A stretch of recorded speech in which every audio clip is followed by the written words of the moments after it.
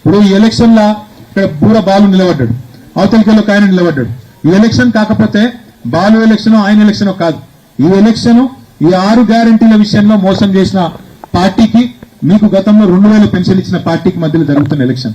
జ్యోతినగర్ల సౌలతుల విషయంలో నా వైపు నుంచి ఏమైనా తప్పు జరిగితే దాన్ని సరిదిద్దుకునే బాధ్యత నాది. ఎందుకంటే మళ్ళా 2 ఏళ్లు నేను ఎమ్మెల్యేగా ఉన్నా, ఆ తర్వాత మీ దయ ఉంటే మళ్ళా గెలుస్తాము, మళ్ళా అధికారంలోకి వస్తాము, కేసీఆర్ మళ్ళా రావాలనే మాట ఇలా ఊరూరా వాడవాడ వినబడుతున్నది. తప్పకుండా కేసీఆర్ గారు మీ దయ ఉంటే మళ్ళా ముఖ్యమంత్రి అవుతాడు. చేసుకుందామా కేసీఆర్ గారిని? మళ్ళా చేసుకుంటే తప్పకుండా మళ్ళా పనులు తప్పకుండా అవుతాయి. అయితే ఇంకొక మాట కూడా నేను చెప్తున్నా, గతంలో ఉన్న జ్యోతినగర్ విషయంలో లోటుపాటు జరిగింటే పెద్ద మనసుతోని మన్నించండి. నేను దత్తత తీసుకొని నేను చేసి పెడతాను, మీకు ఖచ్చితంగా ప్రతి వారికి చేసి పెట్టే బాధ్యత నాది. అది కూడా ఎక్కువ రోజులు అడుగుతలేను, తొందరలోనే మొత్తం రోడ్లు మోరీలు చేయిస్తే అది పెద్ద ముచ్చట కాదు. నాకు ఇదివరకే తెలిస్తే ఒకటే సంతకంతో అయిపోయే పని పెద్ద ముచ్చట కాదు. కానీ ఆలస్యమైంది, ఎందుకో జరిగింది, తప్పు జరిగింది, అందులో అనుమానం లేదు. మీకు కోపం వస్తే కూడా తప్పు లేదు, ఎందుకంటే ఇదివరకు తప్పు జరిగినప్పుడు మీకు కోపం రావాల్సిందే.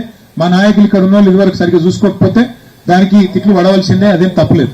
కానీ దానికంటే పెద్ద మోసం ఇవాళ మరి ఇంకా పెద్ద మోసం ఏంటిది మీరు చూడండి ఒక్కసారి. నెలకు 2000 4000 చేస్తామని, 2500 ఇస్తామని, 6 గ్యారంటీలని ఏదైతే మోసం జరిగిందో దాన్ని మీరు నిలదీయకపోతే మళ్ళీ ఇప్పుడు తప్పిందంటే మళ్ళా ఇంకో 3 ఏళ్ళకే దొరుకుతారు మీకు కాంగ్రెస్ వాళ్ళు. ఇంకా 3 ఏళ్ళ అధికారంలో వాళ్ళే ఉంటారు. ఇప్పుడు మీరు ఇంటింటికి వచ్చి అడిగేటోళ్ళు కాంగ్రెస్ వాళ్ళని అడుగుండ్రి. మరి ఏమాయ బిడ్డ ఎప్పటి నుంచి ఇస్తావు 2,500? మీరు రేవంత్ రెడ్డిని చెప్పమను, ఇక్కడ ఉండే కాంగ్రెస్ నాయకులను చెప్పమను, మాట ఇమ్మను అని అడుగుండ్రి. ఎప్పటి నుంచి ఇస్తావు తులం బంగారం? ఎప్పటి నుంచి ఇస్తావు నెలకు 4000 పెన్షన్? మరి బీసీలకు చెప్తీవి, ఎస్సీలకు చెప్తీవి, కేసీఆర్ దళిత బంధు అని పెడితే ఆయన ఇచ్చే 10 లక్షలేంది, నేను 12 లక్షలు ఇస్తా అన్నాడు. అట్లా ఒక్కొక్కరు ఒక్కొక్క తీరు చెప్పింది. బీసీలకైతే 1,00,000 కోట్ల బడ్జెట్ పెడతామన్నారు, కేసీఆర్ 1,00,000 ఇస్తే నేను 15 లక్షలు ఇస్తా అన్నాడు. మరి ఇలా ఒక్క రూపాయి ఇచ్చింది లేదు, ఉన్నాయి తీసేసింది.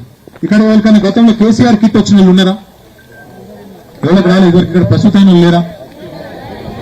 వెనక చూడరా కిట్ వచ్చిన వాళ్ళు ఉన్నారు? ఆ కిట్ వచ్చిన లేరా?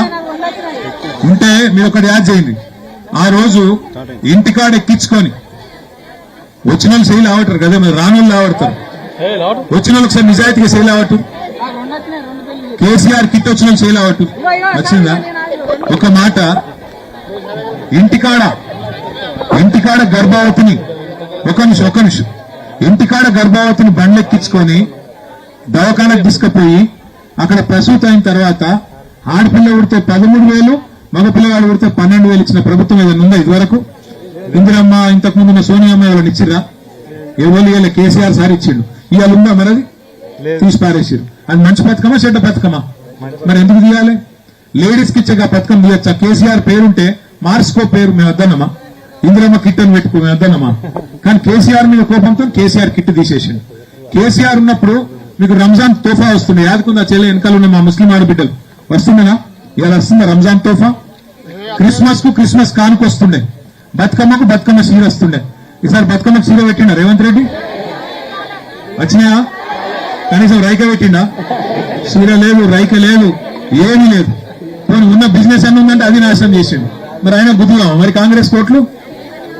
మరి ఇదివరకు ఉన్న పిల్లగాని మీద కోపంతో మళ్ళీ కాంగ్రెస్ కోట్లు గుద్దితే రేవంత్ రెడ్డి ఏమనుకుంటాడు అంటే, నేను చీర పెట్టకపోయినా, రైక పెట్టకపోయినా, 4,000 పెన్షన్ ఇవ్వకపోయినా, నెలకు 2,500 ఇవ్వకపోయినా, చెప్పినట్టు స్కూటీ ఇవ్వకపోయినా, ఏమి ఇవ్వకపోయినా నాకే గుద్దుతున్నారు, ఫ్రీ బస్ కే గుద్దుతున్నారు.